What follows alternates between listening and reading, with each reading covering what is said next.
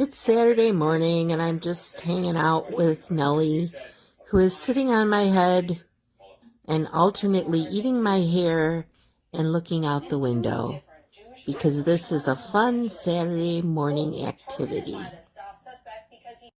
Do you procrastinate? Do you tend to let a job pile up until it's overwhelming you? Do you tend to bite off more than you can chew and take on more activities than you can really get done? Do you tend to get frozen and not know where to start when things have piled up and you have a lot to do? Those things happen to all of us, and I'm here to share a technique that I use to get me unstuck and get me working on things. This technique is called sprinting, and it's good for homework, it's good for reading, it's good for writing, it's good for housework, it's good for any task that you have to do that you may have been putting off or not looking forward to doing.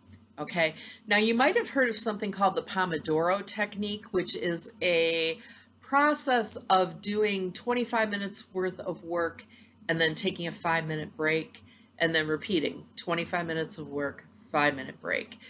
This is not that, but it is a variation on that with a couple of important differences. And I'm going to talk about those differences and how I think they make this technique especially useful. Okay, so in order to set yourself up for success with sprints, the first thing you need to do is figure out how many time blocks you have to work with. And we're going to call a time block a 30-minute period of time. So look at your day, your week, figure out where you have 30-minute free periods of time.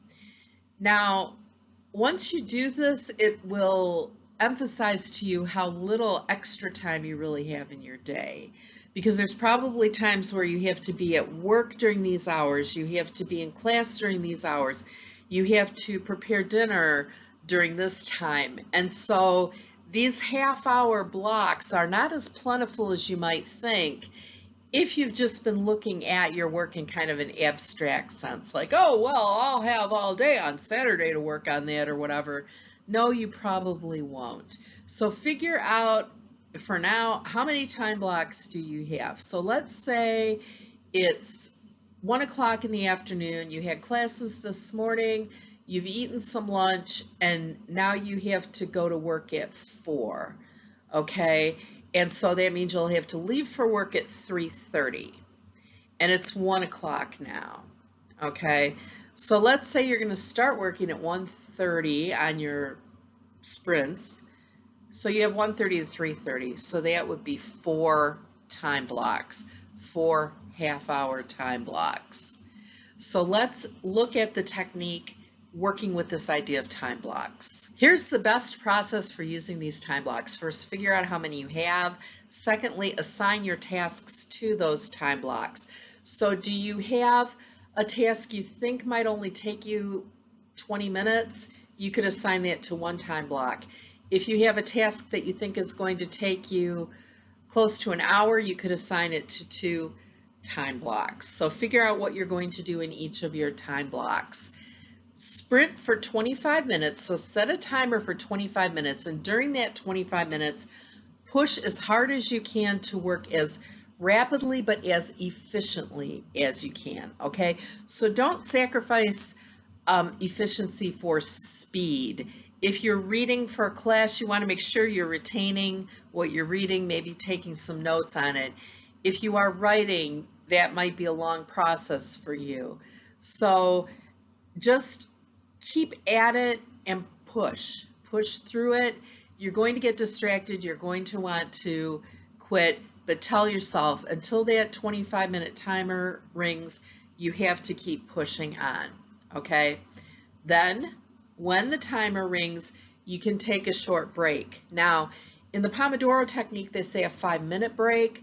5-minute break is hard for a lot of us because it's not long enough to do anything, but keep that break short. That break is just for getting another cup of coffee, using the restroom, answering one text message, something that you can do in just a couple of minutes, and also get up from your desk and walk around, okay?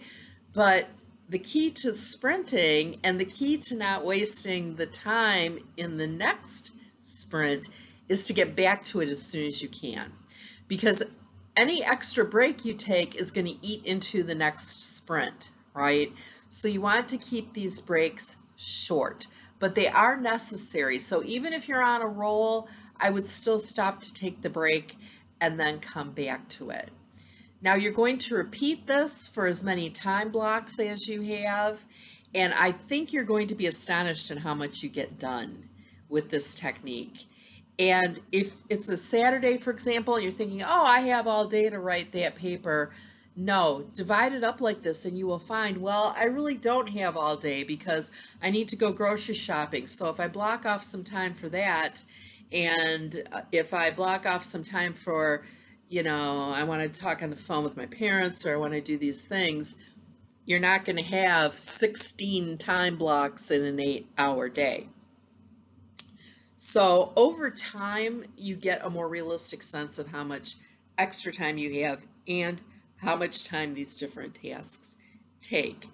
Now, try sprinting with a friend. That can work really well if you and the friend are willing to be equally disciplined about it. So sit down with your laptops and set that timer, say go, and you're going to push as hard as you can for 25 minutes and then take a short break. And during the break, you can talk, you can update each other on what you've been working on or whatever, but make a commitment during that 25 minutes not to interrupt each other. Let me know if you try this technique. Let me know any questions or comments, any challenges you have with it. I'd love to help, and I'll talk to you again soon. Bye.